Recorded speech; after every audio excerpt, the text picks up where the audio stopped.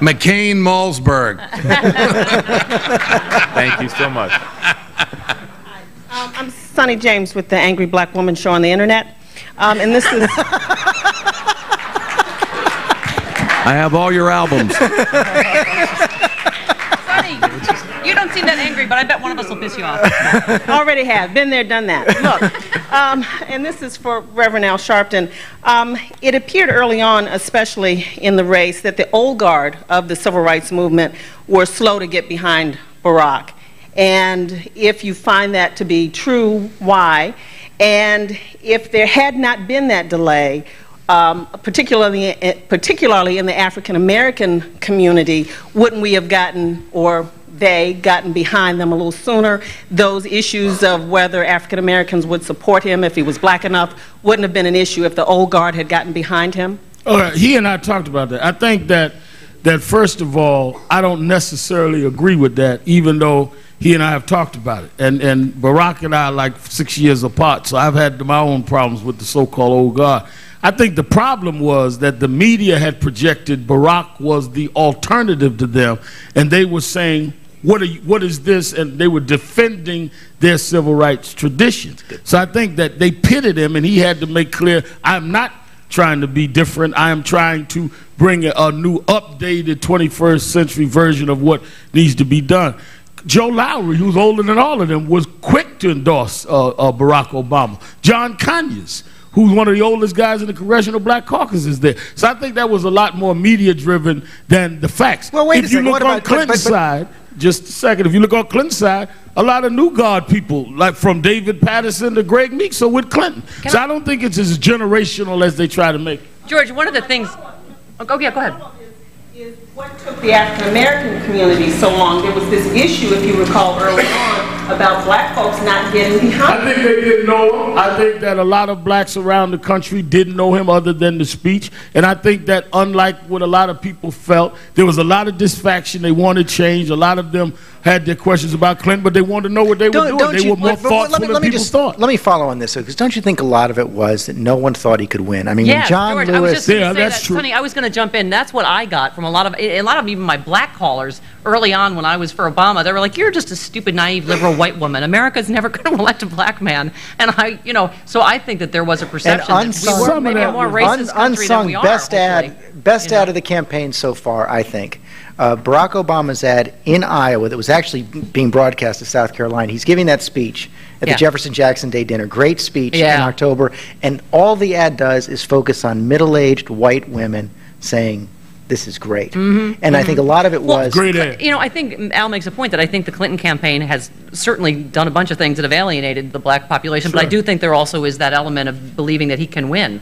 That, as they've seen that he can win, that hopefully we're not as racist a country as, many black people thought we were. Basically, you're saying this was you all were driving this, basically. I mean, I control everything, yeah.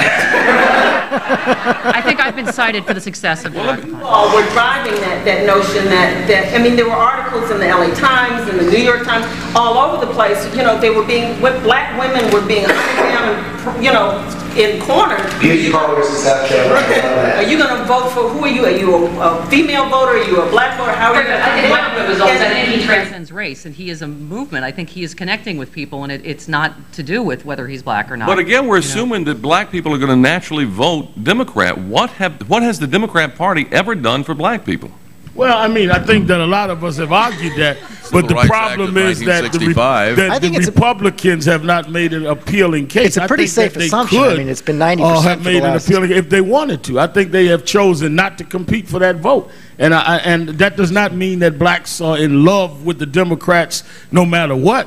I think that there has not been an appeal made to the interest of a lot of the black vote. Reference has been made to the fact that us Republicans are sitting back and watching this and enjoying this, and I think we are. There's such sweet irony here that, again, a fair mainstream media, I think, would concentrate on more. These are the Clintons.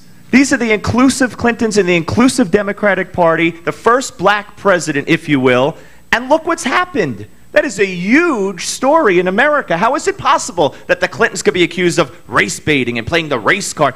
Maybe because he was sued by the NAACP as governor of Arkansas for violating the Voting Rights Act. Maybe because he signed the Confederate Flag Day into law. Maybe because he put on, as you well know, George, an Afro wig on Martha's Vineyard and played the saxophone on vacation. But nobody ever went to any of those topics. Nobody ever went to any of those topics. But now he says Jesse Jackson won South Carolina. Racist. I don't get it. No, but I mean, wait, George knows some of us were critical of Clinton in the White House. Yes, I mean, do. I marched on Clinton's White House around 3 strikes out and other things. So everyone was not all the way in line with the Clintons. I do think that a series, as I said earlier, of race-tinged language just drove a lot of people into saying, what's going on here with this continued pattern? Right, but Al, I don't think anybody in their right mind ever said the Clintons are racist. I think you're right. There were And I don't think they're saying that now, but I think that people feel that card is being played and has been played on one side of the... And I don't, by the way, I've never heard the Afro wig story. I mean, I've seen the picture. Well, what person hasn't done it? I went to his Lincoln's Mod Squad last Halloween. So what? All right, and the Washington Post printed that picture, and they claimed at the time that there were threats made not to print that picture. I don't think that African Americans have to apologize for voting for Barack you said Obama. Bill Clinton and Afro wig? Playing the saxophone on Martha's Vineyard during one of his vacations. With an Afro yes. wig. Oh, dear God. What's that? With an Afro I wig? think we'd all know it. That's right next to the When the statements he's trying to conservatives tell are out of material, they go Clinton. Hey, wait a minute. He what? You know, when the conservatives are out of material, just go to Clinton Stephanie at back one every single time. Come on now, wait a minute. He was the first black president for crying out loud. Can he wear an Afro wig? It's over. George, go ahead. You know the Clintons, you might be able to answer this. Just that on the off chance, if Hillary becomes the president, the burning question is, do we get our furniture back in the White House? Look, you know, Catholics voted for Kennedy, okay? Catholics voted for Kennedy. Evangelicals voted for Bush. African Americans don't have to apologize for supporting Barack Obama. A year ago this time, the man's name recognition in this country was poor. It was less than 20%. He's gone out and he's earned it.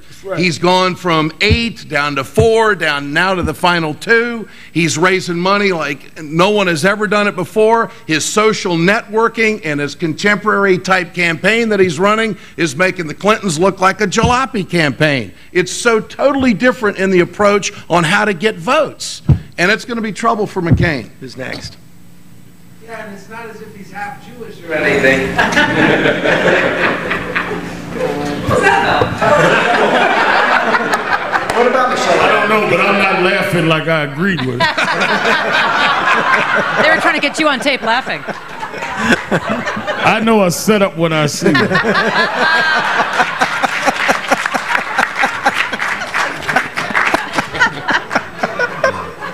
I got a question about the Republican side then. McCain, is he going to actually reshape the Republican Party since he does lean so moderate? Who said no? G. Gordon? No, he's not. I don't think John McCain will try to reshape the Republican Party. I think he will advance causes that he believes in and try to unify the Republican Party behind him. Remember, you can't do anything unless you hold the office. And you've got people in the Republican Party who say, oh, you know, I would never vote for McCain because of this or because of that thing that they differ with. And I have a lot of differences with McCain, but I refuse to become a suicide bomber Republican and vote for Hillary. But I think he will. I think he will rejuvenate the conservative base of the Republican Party because they want that power back, and I think they feel like they're taken for granted. But in order to have a decent shot at winning a general election, let me bring Jim in on this. He actually, in some ways, is going to have to emphasize the issues that he had to run away from in the primary, like immigration, like global warming. Well, certainly on the issue of immigration, he has become, in rhetoric at least, somewhat tougher, and he'll be aided immeasurably by the fact that, however flabby he may be on the immigration issue, he's going to come across like Spartacus at the bridge. No, but what I guess what I'm saying is, in order to have a real chance, you were talking about Bill Richardson before. In order to have a real chance in those southwestern states, he's going to have to downplay. That assumes that there's a large